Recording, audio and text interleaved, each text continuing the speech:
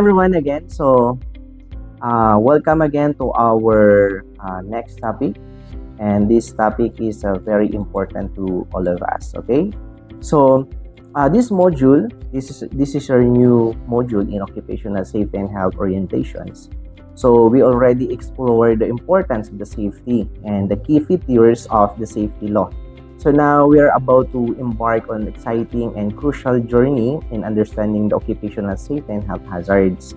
So this module will guide us through the various hazards you might encounter in the workplace and how to recognize them. And most importantly is how to manage and mitigate these risks to ensure a safety and health work environment. So now I'm going to ask you, are you ready to dive deeper into the world of the occupational safety and health?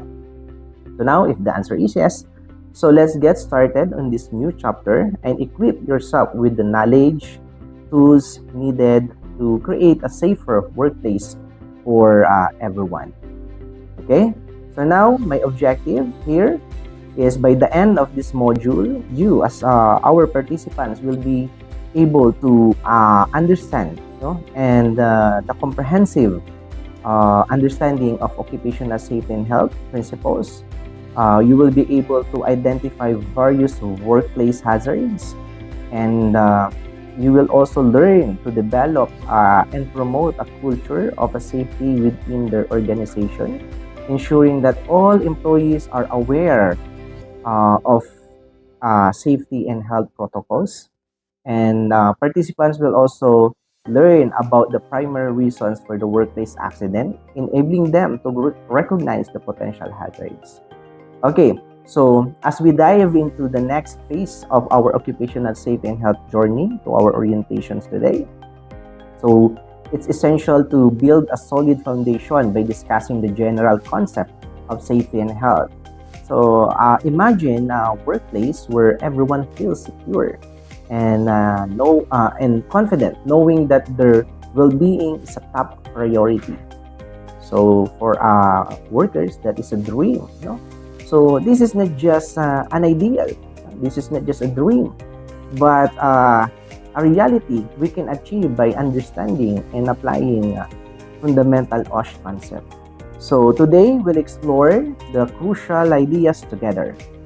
Okay, so as we are diving into the fundamental aspect for the workplace safety, I would like you to understand that this training is very important to all of you. Okay, so as we talk about the fundamental aspect of the workplace safety, so first we're going to discuss the work system. Okay, so imagine again your office or your services or your workplace area is a highly efficient and coordinated ecosystem which each component works harmoniously to ensure smooth operations. Our framework for this efficient is the PEME. PEME is the people, equipment, material, and the environment. So first, let us discuss people. People are the core of our workplace. They bring skills, creativity, and energy to their roles. But for our office, for our services, for our workplace, to function efficiently, our people must be trained. Our people must be healthy. Our people must be motivated. Okay, so next is our equipment. So in equipment, we have the tools and technology that our team uses daily in our activity. In our example, in our office, we use the computers, we use the printers, we use the laptop, the telephones, and other office equipment. And for the materials in an office setting, like for example in your setting, we might include everything from paper and office supplies to cleaning chemicals. Okay, so next is we're done in the people, equipment, materials, and next is the environment. Environment refers to a physical settings where the worker perform their tasks, encompassing everything from the layout of the workspace to the surrounding conditions, So it's where the workers spend a significant portion of their time interacting with the equipment, materials, including the factors of such as the lighting, the ventilation, the layout, and fellow colleagues. And sometimes we neglect to address some of the issues, especially in the health hazard, that it really affect the workers. Okay, so the people, system, the equipment, the materials, this system work in tandem to support the worker in their daily activities and ensure the smooth functioning of the operations. Okay, so the work system is like the engine that keeps everything running smoothly. Just to give you a metaphor and to give you an illustrations, the work system is just like the engine that keeps everything running smoothly, no? And it's where our people, our equipment, our materials and environments all come together to get the job done. But here's the thing: if we're not keeping an eye on the engine, if we're not keeping an eye on our work system and making sure that it is running efficiently, we're missing out on a big opportunity to keep our workplace and safe, productive. Okay, so now think of this way: when we monitor our work system, when we monitor the people, the workers, when we monitor the equipments, when we monitor the materials that we are going to use, the environment or the workplace, and create a solid occupational safety and health program, we're essentially making sure that all our resources are being used to their full potentials. Okay, so now I hope you understand the basic foundations of the work system. So after the understanding how hazards are concealed within the work system, so it is essential to discuss the outcomes when the workers are exposed to these hazards. So accident or the illness often result from such as exposure. So now let's focus on the accident first. An accident is simply an event or occurrences that happens. This is unexpectedly. This is without being planned. Of course, you don't want to happen. Ayaw mong mangyari ito sa'yo. But here's the key point: accident don't just happen randomly, guys. Meaning it just don't happen. No, they have causes. Maybe some of you will ask, the accident ba is part of your job? Well, for me as a safety advocate, the answer is no, definitely no. So the accident is not part, or the accident is not part of the job. No, it's not part on your appointment letter. Okay, so I hope we are clear with that. That accident don't just happen randomly. They have causes. So all right, so think about it, that you're in your office doing your thing or typing away on your computer, then when suddenly something unexpected happen, maybe someone trip over a loose cable or spill your coffee on the keyboards. So that is an unexpected event. That's what we call accident. No? That what we call an accident. So for instances that loose cable that the workers tripped over, it was left lying around instead of being properly secured. Are you with me? Okay. So in the spilled coffee, maybe the desk was cluttered, unorganized, and there was not enough space for the mug. Okay. So see, accidents are like a puzzle. They happen when a bunch of little things go wrong at the same time. So now, in the summary, by investing in OSH program and keeping a close watch on our work system, we're not just preventing accident and minimizing the risk. We're also safeguarding our company against potential losses. When your people are safe and our equipment is functioning properly, we can avoid costly disruptions and setbacks that could impact our bottom line. Okay, so by doing so, we're not just protecting our workplace. We're setting ourselves for a long-term success and sustainability. So let me share to you one of the theory. This is the iceberg theory. So now let us discuss into the workplace safety, which is one of the accident causation theory, which is the iceberg theory. So think about an iceberg floating in the oceans. Okay, so most of it is hidden underwater. The biggest one. Most of the time we are just looking for a tip of the iceberg, but what hidden under the water is much more bigger. So just like most of dangers in our workplace are hidden from plain view. Okay, so now imagine, do you still remember the movie of Titanic, which is sailing along, not realizing that there's a giant iceberg lurking beneath of the surface? So similarly, many companies go about their business without realizing the hidden dangers because of the hazard that cause big problems, losses to their company. So when you look back again the movie, or if you watch it again, the Titanic crashed into the iceberg. Distractions, losses. There's many losses in that event. So actually, I think thousands of lives lost their life, and in the same way, when accident happen at the work, it can cause a lot of losses. But here's the thing, ladies and gentlemen, here's the thing. The real impact of accident goes beyond what you can see right away. Okay, I'm going to repeat again, The real impact of accident goes beyond what you can see right away.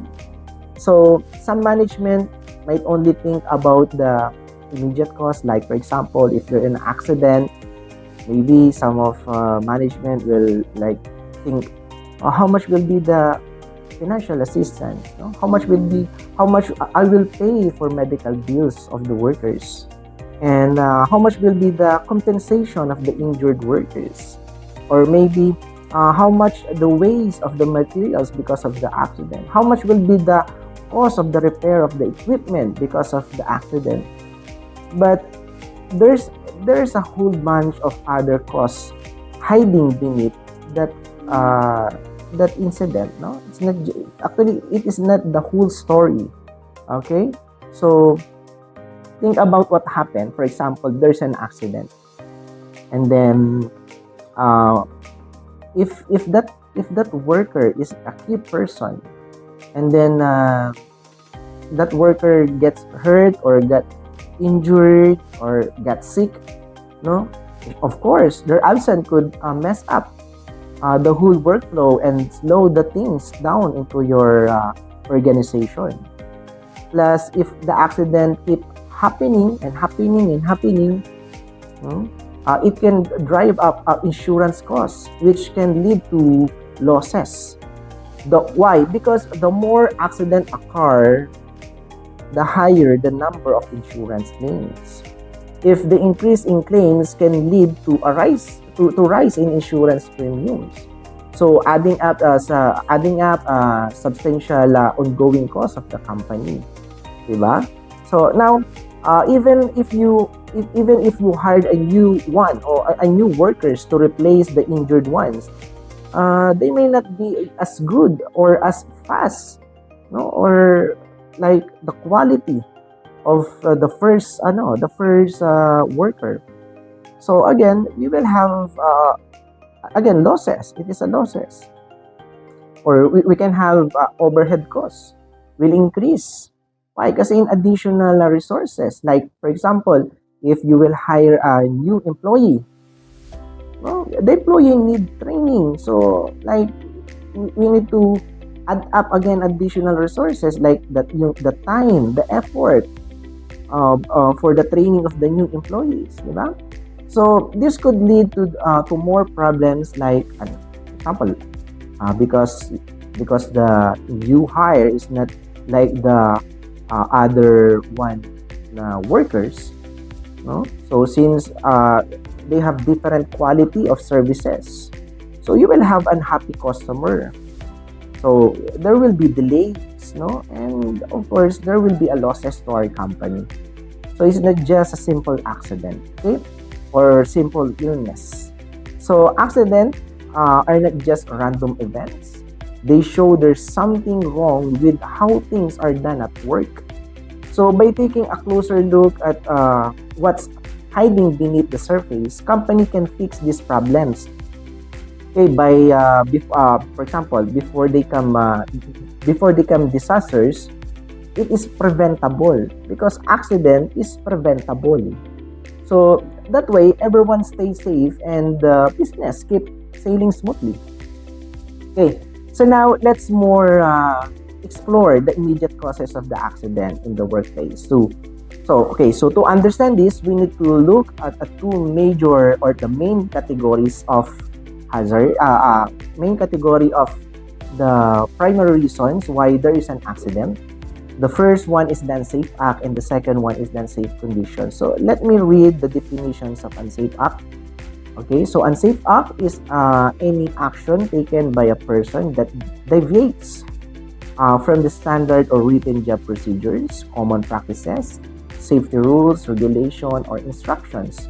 In simple terms, it is when someone does something they are not supposed to do, no, in a way that goes against established safety guidelines, safety protocols, or against in this operational standard procedures. So let's move forward. Let's discuss, or let me read to you the definition of unsafe conditions. Well, unsafe condition refer to a physical environment or equipment that's is hazardous. This could include things like slippery floors, faulty machinery, poor lighting, or any other condition that makes the workplace unsafe. So now let's expand on the concept of the unsafe condition by including the work system and the contributing factors such as the materials, equipment, and the environment. Okay, so when discussing the immediate causes of the accident in the workplace, we need to consider both unsafe act and unsafe condition. Why? Kasi unsafe act, as we discussed earlier, are the action by the individuals that deviate from standard operational procedure or safety practices. Now, so let us explore deeper into the unsafe condition. So in unsafe conditions are not limited to a physical state or a workplace. They also include in the work system, in the various contributing factors. These factors can be broadly categorized into the three main areas, no? Such as the materials, equipment, and the environment or the workplace of the workplace of the worker. So first, let us discuss in the materials. Like for example, in the materials, your worker is like using a chemical agent to clean your comfort room, to clean your pantry area.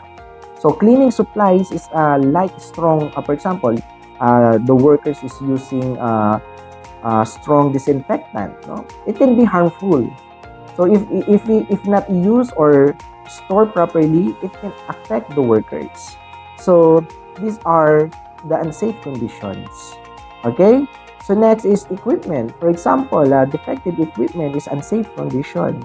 A broken office chair, that is unsafe condition. Why? Because if you have a broken chair, that doesn't support the proper posture of the worker. So that is unsafe condition. So it is the associated, the accident, no, is associated with unsafe condition.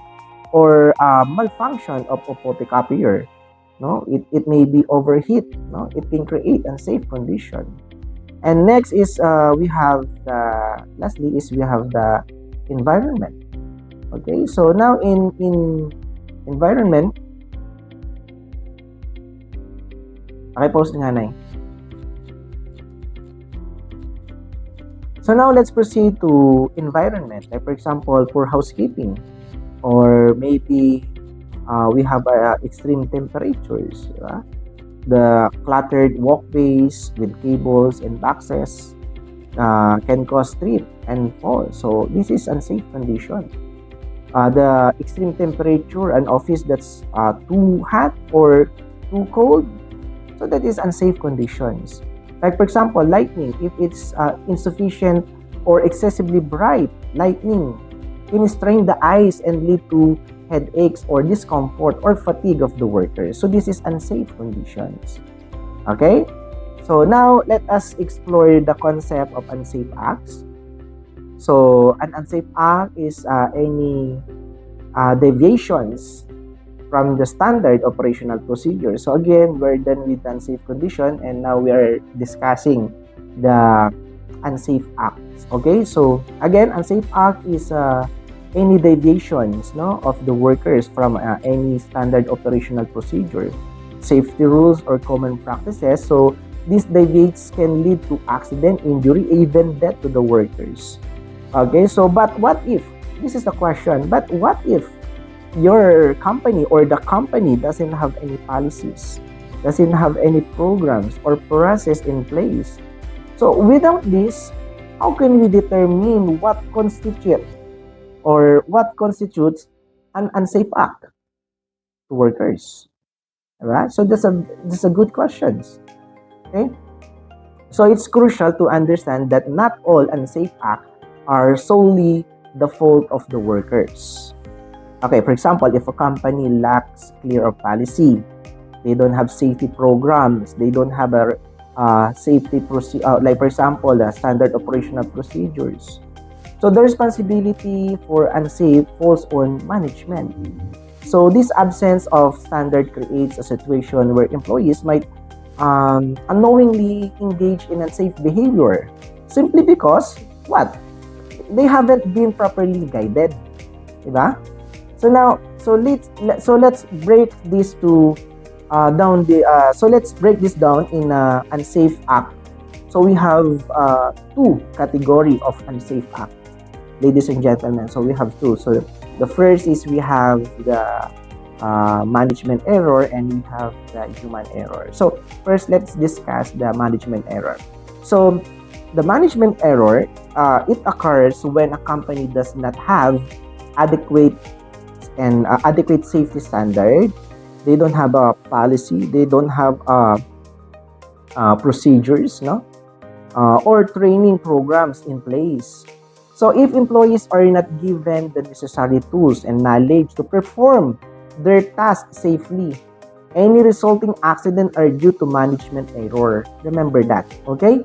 So essentially, so management has, if ever the management has failed to create a safe working environment, so it is the liability of the management. It is liability of the company.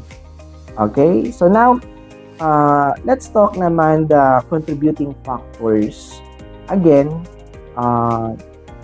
in addition with the management error, is these factors often from lack of knowledge and skills, and they are highlight the importance of proper training and understanding the safety practices. So what is this? So these are the lack of knowledge and skills. So this is under the management error again. Okay, so under the if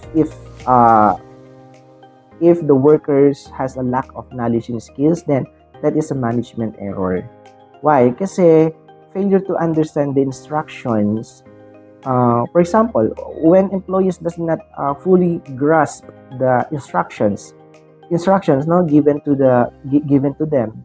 So if often results from management's failure, because the management need to communicate this instruction clearly and effectively to the workers. So this lack of understanding can lead to unsafe act because of the employees are unsure how to perform the task safely. Okay, again, under the management error is we have this lack of knowledge and skills, right? Failure to understand the instructions. So second is unaware of safe practices. Okay, for example, workers are not aware of the safe practices required for their tasks. So it's usually because management has not provided the necessary training or resources. So this awareness can lead to dangerous behaviors that can or a potential accident that can cause not only accident but even fatality to the workers. Okay, so next is we have safe practices are not understood. Why? Kasi even when safe practices are outlined, or maybe you have the procedures or you have the standard operational procedures or policy, if they are not explained in comprehensible manner, so the employees may not understand them, and this misunderstanding can cause employees to unknowingly engage in unsafe acts. So it's very important to us as management to give them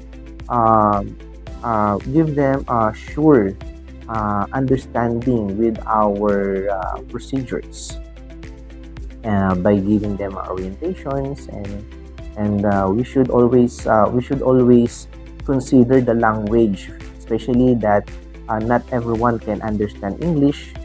Okay, so it's much better that we study or we analyze who are our employees, because in management we have different characteristic of the workers. We have in rank and file, in the mid, and in the top management.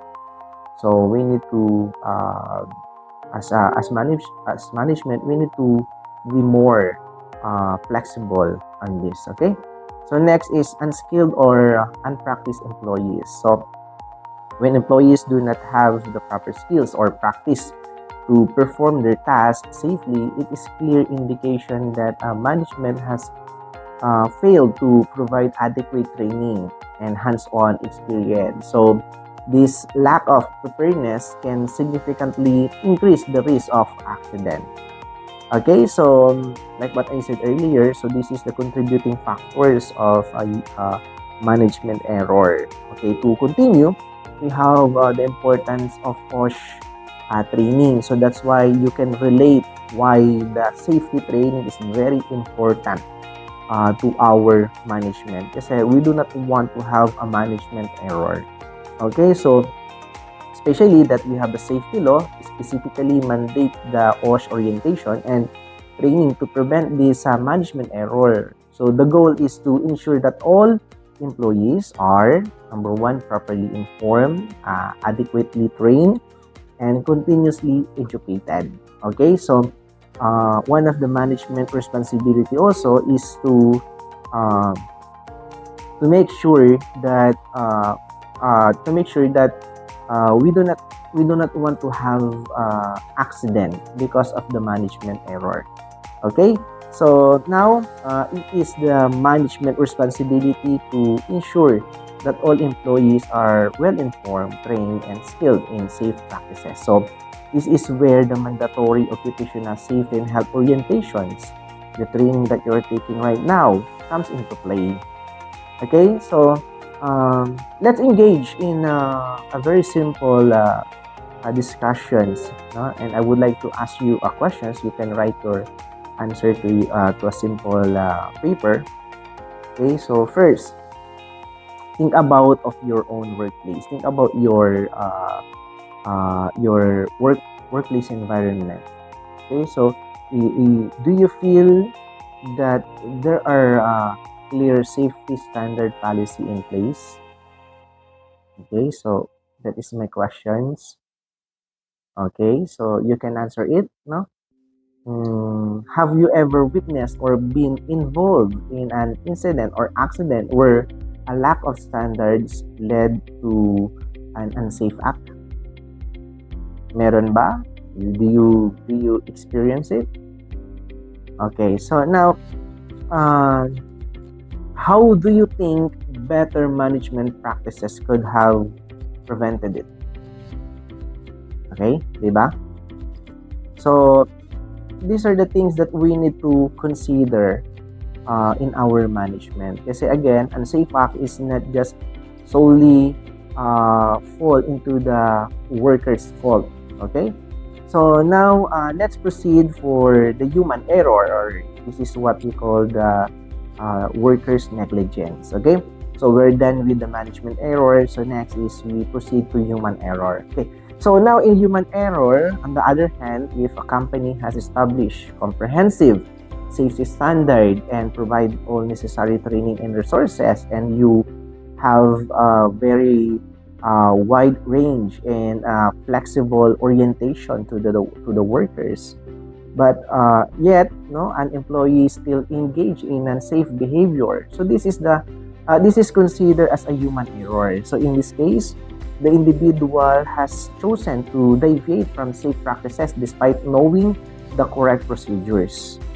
Okay, so these are the contributing factors of unsafe act under the human error. So now let's proceed to the contributing factors of unsafe act.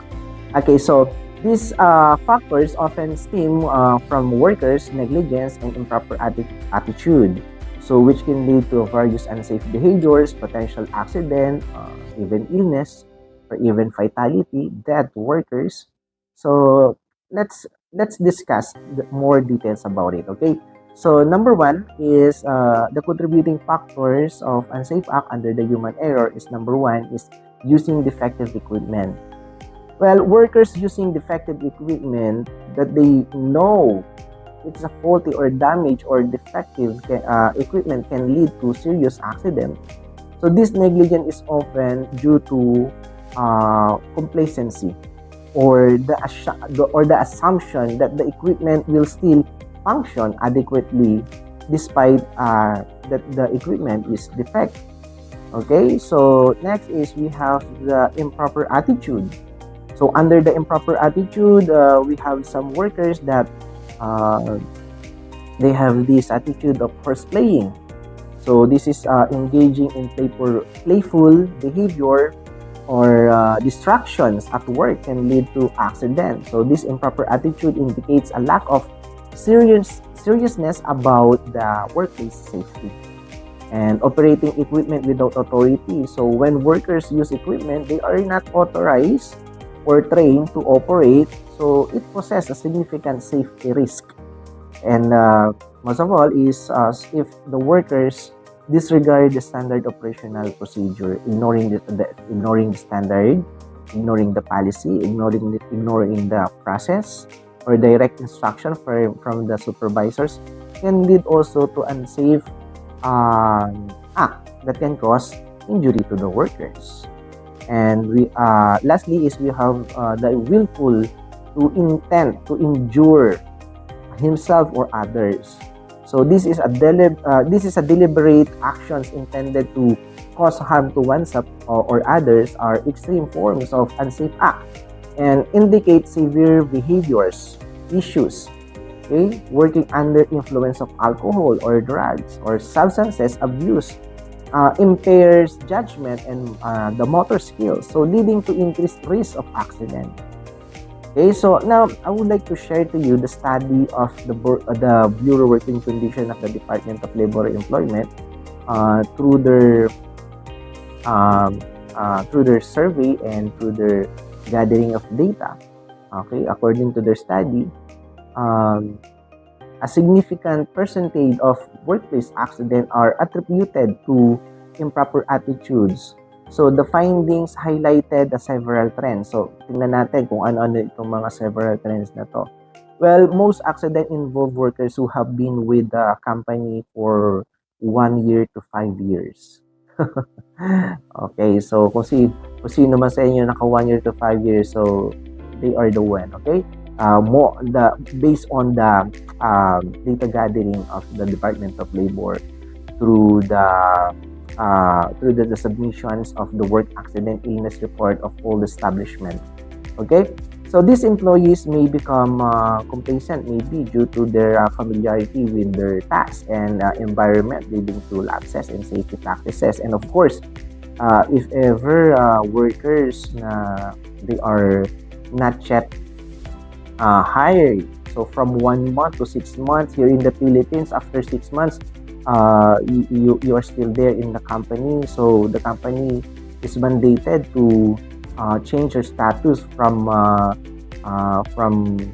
probationary or from apprentice to regular employee. So after the regularizations, maybe the attitude or the character change. So these are some factors that contributed because of the improper attitude. And next is gender. The majority of this accident involved male workers. Okay, so male, no?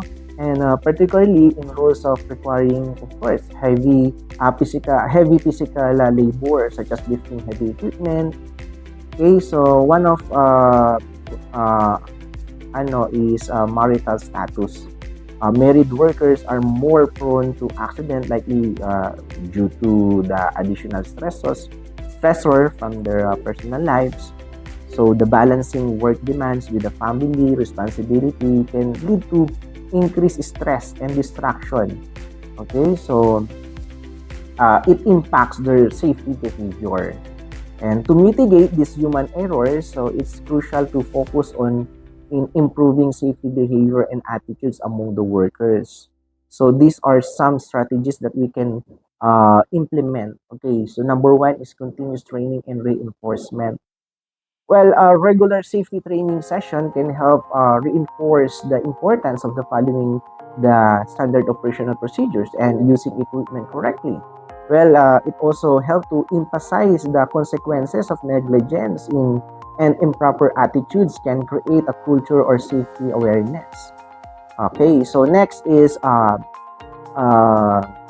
this is one of the strategies, one of the best practices that we can implement to our company. Second is promoting a safety culture, encouraging workers to take safety seriously and report unsafe conditions or behaviors. So actually, if ever we recognize the workers that will report of safety and health hazards, so that is a good program for promoting a safety culture. Okay, so rewarding them or giving them motivational. Okay, so next is we have addressing stress and well-being, providing support for employees dealing with stress, whether through counseling services or flexible work arrangement, can help reduce the impact of personal stress on workplace safety. And also you can also implement the, like for example, sport fest, a program, no? A welfare program to the workers. So that is one of the best practices that we can implement to our company or into our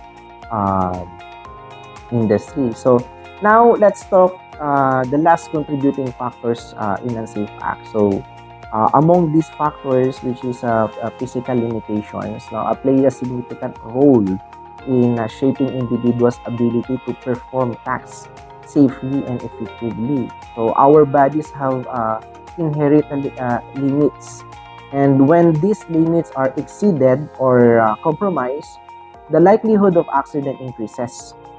Okay, so when it comes to keeping our workplaces safe, it's crucial to understand na why accident happen, diba? So one big reason is because our bodies have limits. We have limitations. So we can get tired, or if something wrong with us physically, it can affect how we work. So it's really important that the workers feel okay speaking up if they are not feeling well or if something doesn't seem right while they are working. Okay, so remember this. Okay, so preventing unsafe acts starts with strong management practices and commitment to safety from everyone in the organizations. Okay, so lastly, according to the accident theory pioneered by William Henrich. Well, William Henrich is the father of the Occupational Safety and Health. He concluded that 88% of accidents are caused by the unsafe act. And this act encompasses the contributing factors such as being unaware, unable, or unmotivated to follow safety protocols. In additional, which is W. Henry's research, indicated that 10% of accident stem for unsafe conditions. So again, for unsafe conditions, we can visit, no, we can check our work system, the equipment, material, and environment. Okay, so finally, we are near 2% of accidents are attributed to natural disasters. So now, if you see in your screen that 88% and the 10% is preventable.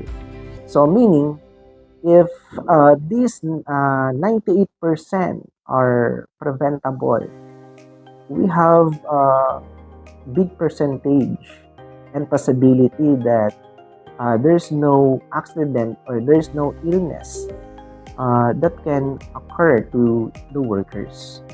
Okay, so this is the importance of our ushering, to give you information and awareness and knowledge about the occupational safety and health.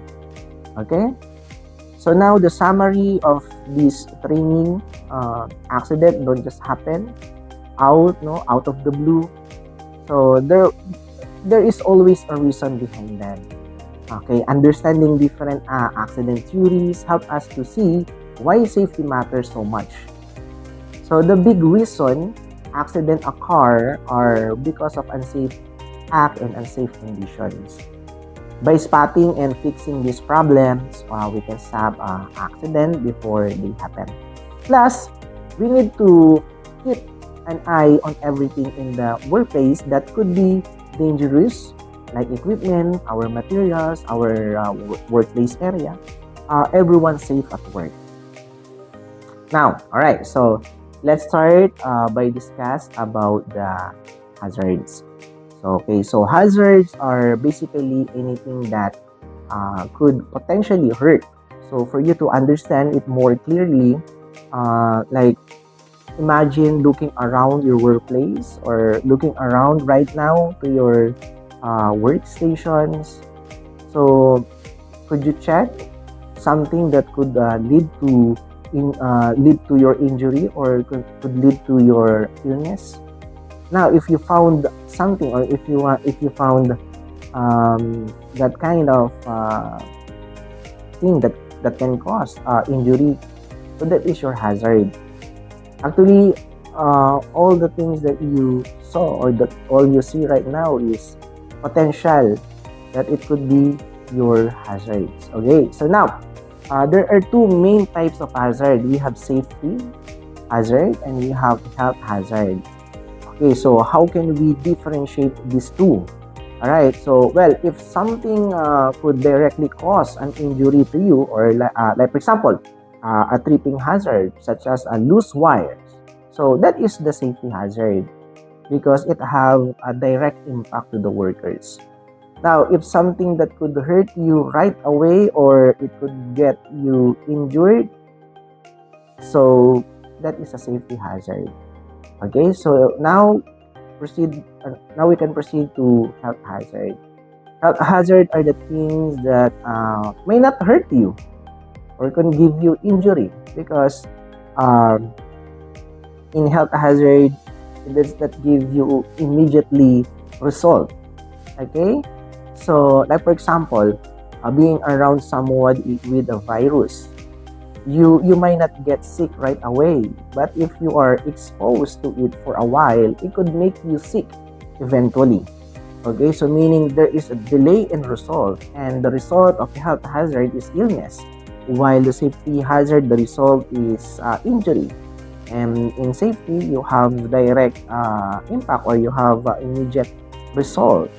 Okay, so that is the difference between safety and health hazard. So now let's dive deeper into this workplace hazard. So when it comes to the health hazard, we got quite a few categories to consider. First, we've got the physical hazard. Anyway, the next module will discuss the much detail with this, but I'm going to give you an overview. So first category of health hazard is we have the physical hazard. So think of these things in our environment that can directly affect our bodies. Like for example, we're talking about stuff like poor lighting, we have poor ventilation, very noisy environment, a very extreme temperature, too much cold, too much hot.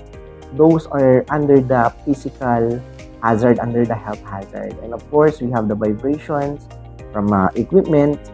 So those are the category of health hazard. So this may not seems like much, but over time, they can really affect your health. So next category of health hazard is we have the biological hazard. So under the biological hazard, these are the tiny troublemakers, like for example, the virus, fungi, parasite, what else, like bacteria, that can make you sick if you were not careful. So they're like invisible enemies waiting for a chance to strike. So then there are chemical hazards. So these are the substance we need to watch out for this. For example, we have the vapors, we have the dust. In dust, we have different dust. We have tiny dust, and we have like for example, we have silica dust, we have wood dust. So those are different types of dust. We have also mist and fumes that can be harmful if we breathe them in or get them in our skin. So meaning it's a very big concern to our health. So let's not forget about ergonomics. So that's all about how we move and work. So like for example, in ergonomics, we have awkward posture, repetitive movements, over exertion or over exert effort. No? Too much force can put strain on our bodies over time. Okay, so let's switch gears and talk about safety hazards. So these are the dangers that can cause accident, injuries, and in the workplace. So first, we've got the poor housekeeping. So if you have a cluttered workplace, slippery floors can lead to accident. It could lead to injury. Then also we have fire hazards, we have electrical hazards, and then we have mechanical hazards. So these are the category of safety hazards.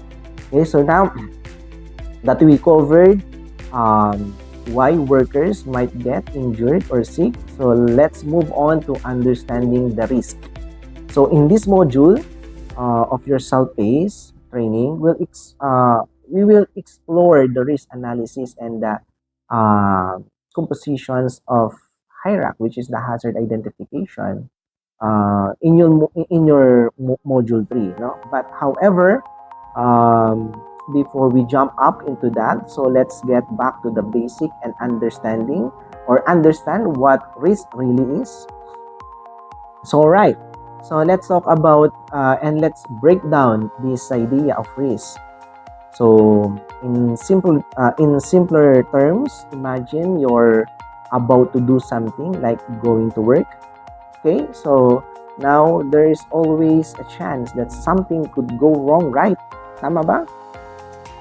Okay, so that's where risk comes in. Now, risk is basically that could happen in your if you're exposed to something dangerous, or if you're exposed to different occupational safety and health hazard. Actually, we have different risks. Okay, so think of it like a scale. On one side, you've got how likely it is that you'll be exposed to hazard, and the other side is you've got how severe things could get if you are exposed. Okay, so now the question is, what exactly is risk?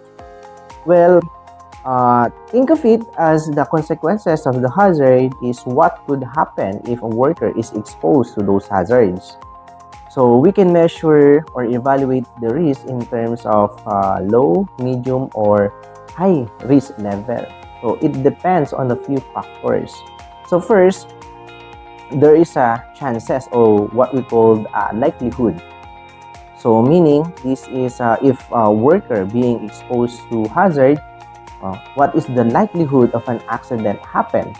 Then there is a severity of hazard, how bad things or how severe could get if someone or something does go wrong, or if ever the hazard has exposed to the worker, what will happen to the worker, what severity what happen to workers.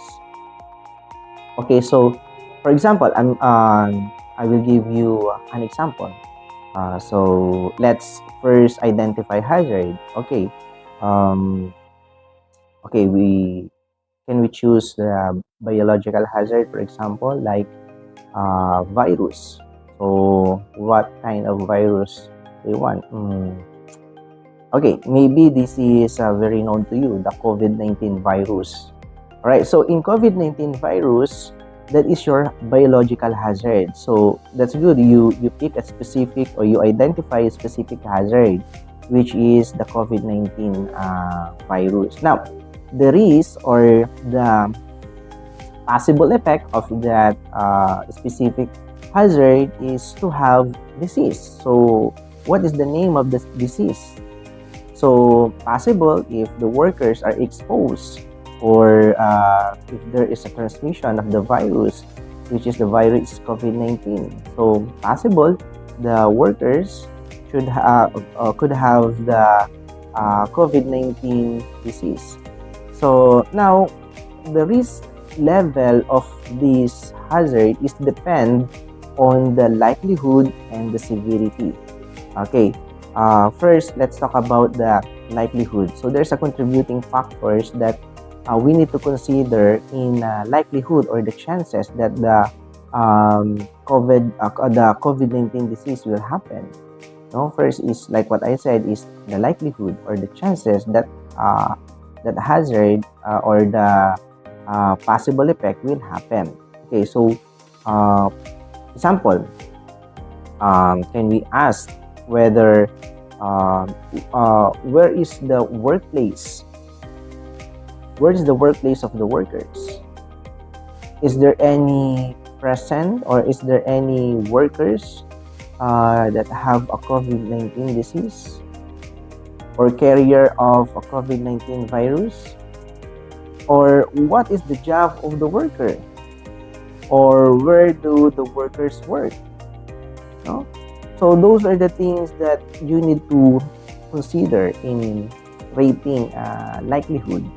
Okay, so then we have the severity. How, for example, how my body react to the virus, or how the body react, or maybe if the workers is vulnerable, right? So meaning we can also analyze or ask, do the workers have a respiratory illness that could make things worse? So these factors contribute to the severity of the risk. Okay, so when we talk about the risk, we're essentially looking at the likelihood of something, the bad or the negative, or the chances happen, multiply by how bad or how could be, or what is the severity. So it's all about understanding and managing this risk to keep workers safe and healthy on the job. Okay, so do you have any questions? Okay, so this end our topic for today. So I hope you've learned a lot today. Okay, so now after this video, you can proceed now to your examinations. Okay, so thank you very much.